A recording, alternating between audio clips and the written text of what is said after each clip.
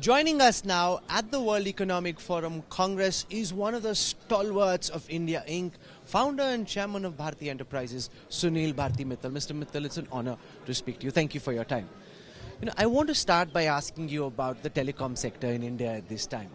Consumers love what's happening. The consumption of data is skyrocketing and data is available cheaper than it ever has been. But this, of course, is a tough time for enterprises such as yours. Are you concerned that you are slowly being edged out and pushed out by JIO? Well, very clearly, we have a new reset in the Indian telecom industry. 2 years back, here in Davos, I had predicted that consolidation seems to be finally coming through.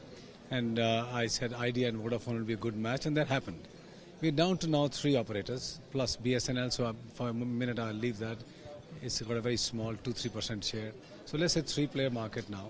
For a country of 1.3 billion people, it seems that 3 operators should be an ideal outcome of this brutal 10-12 years of many operators trying to fight in the market.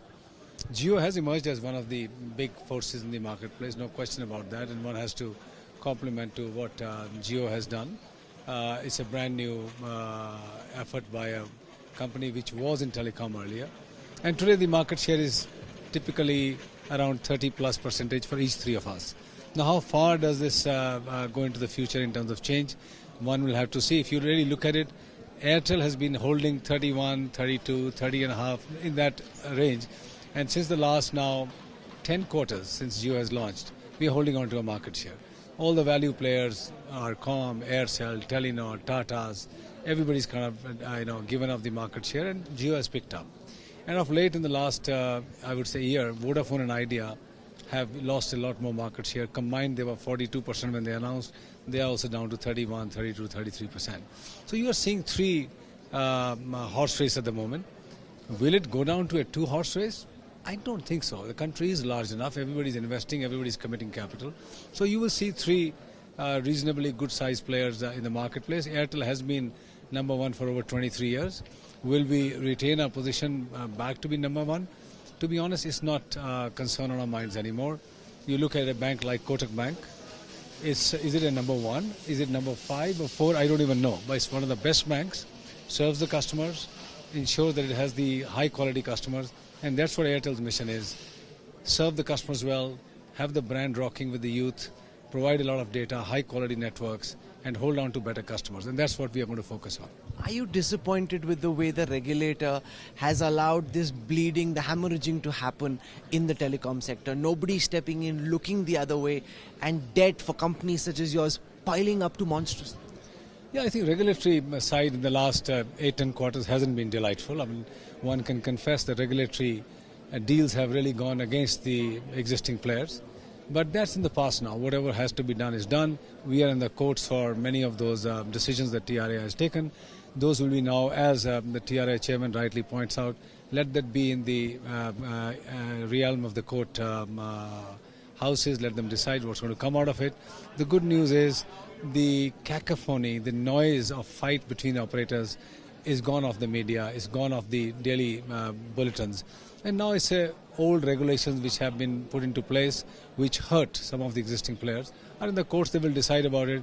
Going forward now it's 3 players. Whatever is done by regulator will apply to 3 of us. So I think by and large that story is behind us now. But the big concern that customers have is that once the smaller value players have been edged out and there are only 3 big boys left in the market, can they suddenly start increasing prices and forcing customers to pay much more? So they're now hooked to data, they're hooked to watching movies, audio, video, and now they'll say, ab paisa nikalo.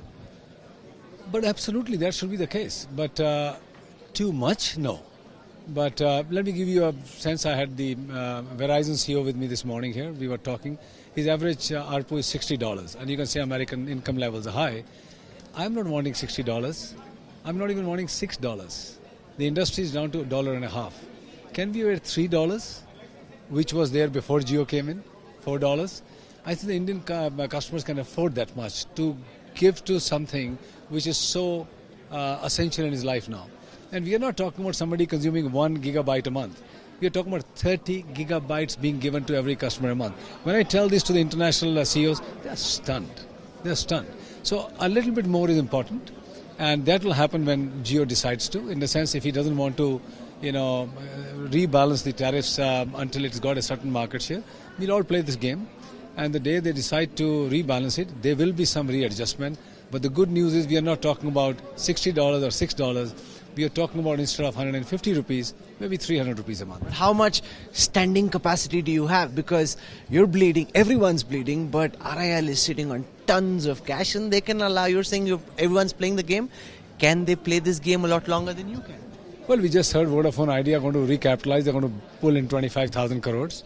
We have made an announcement and set up a committee to raise more capital. Capital will come for the right companies, and I believe the three telecom companies, and that includes JIO, will be able to raise capital whenever required. Yes, Reliance has many other businesses to support telecom, unlike perhaps us. But we are hardcore telecom companies. When we raise our hands, we get capital.